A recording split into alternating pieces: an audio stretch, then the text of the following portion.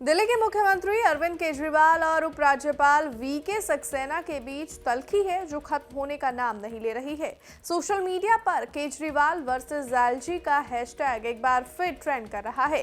इस बार किस मुद्दे पर दोनों के बीच तनातनी देखने को मिल रही है, बताएंगे आपको इस वीडियो में। नमस्कार, मैं हूं आपके साथ वैशाली और आप देख रहे हैं दिल्ली तक। सीएम अरविंद केजरीवाल ने बीते दिनों एलजी वीके सक्सेना को लेटर लिख दिल्ली की चुनी हुई सरकार को 2 करोड़ लोगों के सपनों को पूरा करने देने की अपील की है। सीएम अरविंद केजरीवाल ने लेटर के जरिए एलजी से कहा है कि मैं और आप बहुत छोटे हैं, ये देश और लोकतंत्र महत्वपूर्ण है।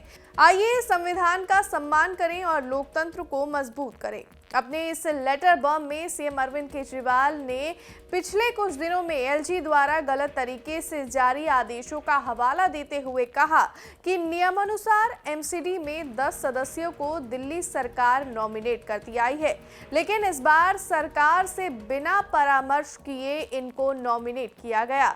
संविधान के अनुच्छेद 243 आर साफ तौर से मनोनीत सदस्य को सदन में वोट करने से रोकता है। उन्हें सदन में वोट दिलाने की कोशिश असंवैधानिक है। संविधान निर्वाचित सरकार को वरिष्ठ पार्षद को पीठासीन अधिकारी नामित करने का अधिकार देता है, लेकिन इसे भी दरकिनार किया गया। सीएम ने कहा कि एलजी और चीफ सेक्रेटरी मिलकर समानांतर सरकार चला रहे हैं और चुनी हुई सरकार को साइडलाइन कर आदेश और अधिसूचना जारी कर रहे हैं। दुर्भाग्य से दिल्ली की चुनी हुई सरकार की जगह एलजी के पास कर्मचारियों के खिलाफ कार्रवाई करने की शक्ति है, इसीलिए अधिकार गलत आदेश का भी विरोध नहीं करते हैं।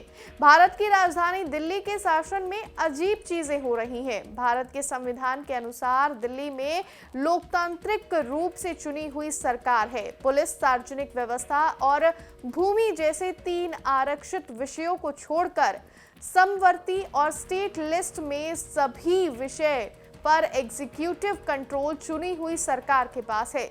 निर्वाचित सरकार के कंट्रोल वाले मुद्दे को लोकप्रिय रूप से स्थानांतरित विषय कहा जाता है। एलजी का 3 आरक्षित विषयों पर कार्यकारी नियंत्रण है। सीएम केजरीवाल ने आगे कहा, पिछले कुछ हफ्तों में बहुत कुछ विचित्र घटनाक्रम देखने को मिले हैं। माननीय एलजी व्यवहारिक रूप से हर विषय पर सीधे आदेश जारी कर रहे हैं, चाहे वो आरक्षित हो या स्थानांतरित हो। भले ही एलजी के पास ऐसा करने की शक्तियां हो या नहीं, एलजी सीधे मुख्य सचिव को निर्देश जारी करते हैं, जो निर्वाचित सरकार को किनार और अनदेखा करते हुए उन्हें पूरी तरह से लागू करवाते हैं। कोई पूछेगा कि अधिकारी एलजी के अवैध आदेशों को क्यों लागू कर रहे हैं? क्योंकि नौकरशाही पर माननीय एलजी का पूरा नियंत्रण है। एलजी के पास दिल्ली सरकार के किसी भी कर्मचारी के खिलाफ स्थानांतरण, निलंबन या अन्य कार्रवाई करने की शक्तियां हैं। दुर्भाग्य से दिल्ली की चुनी हुई सरकार का कर्मचारियों पर कोई नियंत्रण नहीं है, इसीलिए दिल्ली सरकार के अफसरों में इतनी हिम्मत नहीं है कि एलजी के आदेश पूरी तरह से बेतुके होते हुए भी उन्हें मना कर दें।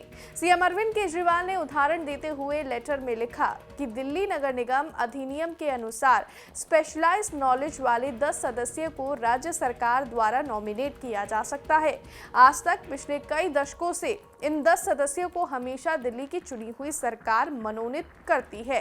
इस प्रथा का पालन पिछले उपराज्यपाल अनिल बैजल ने भी किया था। हालांकि एक सुबह उपराज्यपाल ने 10 नाम तय किए और मुख्य सचिव को अधिसूचना जारी करने का निर्देश दिया। मुख्य सचिव ने निर्देश का अनुपालन किया और चुनी हुई सरकार को अखबारों से पता चला, जबकि ये एक स्थानांतरित विषय है और संविधान के अनुसार निर्वाचित सरकार के पास इन सदस्यों को मनोनीत करने की शक्तियां थी। इसी के साथ सीएम केजरीवाल ने लिखा कि इसी तरह दिल्ली नगर निगम अधिनियम के अनुसार पहले दिन सभी पार्षदों को शपथ दिलाने और मेयर का चुनाव कराने के लिए पार्षदों में से एक को पीठासीन अधिकारी के रूप में नॉमिनेट किया जाता है, जिसके बाद मेयर पदभार संभालता है। परंपरा ये रही है कि सदन के सीनियर मोस्ट सदस्य पार्टी एफिलिएशन के बावजूद इस काम के लिए राज्य सरकार द्वारा नॉमिनेट किया जाते हैं। वहीं इस बार एक सुबह एलजी ने कुछ बीजेपी पार्षदों का नाम तय किया और मुख्य सचिव को अधिसूचना जारी करने के निर्देश दिए। हमेशा की तरह मुख्य सचिव ने अनुपालन किया। दिलचस्प बात तो ये है कि नॉमिनेट किए हुए सदस्य सीनियर मोस्ट सदस्य नहीं है, इसीलिए पुरानी परंपरा को भी दरकिनार कर दिया गया। निर्वाचित सरकार पूरी तरह से इस मामले से बाहर थी। हालांकि संविधान निर्वाचित सरकार को पहले पीठासीन अधिकारी को नॉमिनेट करने का अधिकार देता है, क्योंकि ये एक स्थानांतरित विषय है। सीएम ने यह भी कहा कि आमतौर पर अधिकारी ऐसे अजीबोगरीब निर्देशों को मानने से इनकार कर देते हैं। वो निजी तौर पर और मौन स्वर में विरोध करते रहे हैं। वे सभी इन निर्देशों का पालन न करने पर परिणामों से बहुत डरते हैं। पहले भी कुछ ने विरोध करने पर इनकी नाराजगी का सामना भी किया और एक तरह से सेवाओं के माध्यम से दिल्ली की नौकरशाही पर नियंत्रण का दुरुपयोग भी किया जा रहा है। अब सीएम केजरीवाल के इन आरोपों पर दिल्ली के एलजी हाउस ने भी अपनी सफाई रखी है। एलजी ऑफिस से स्टेटमेंट जारी की गई है, जिसमें सीएम केजरीवाल के सभी आरोपों का जवाब देते हुए कहा गया है कि नगर निगम में पीठासीन अधिकारी और 10 पार्षदों को नियुक्त करने के लिए सभी कानूनी और संवैधानिक प्रावधानों का पालन किया गया है। बहरहाल अब इस विवाद में और क्या नया मोड़ आता है वो देखने वाली बात है। फिलहाल हमारी इस खबर में बस इतना ही, लेकिन वीडियो में दी गई जानकारी आपको कैसी लगी हमें कमेंट्स में जरूर बताएं। मुझे दीजिए इजाजत, लेकिन दिल्ली एनसीआर से जुड़ी हुई तमाम खबरों के लिए आप देखते रहिए दिल्ली तक।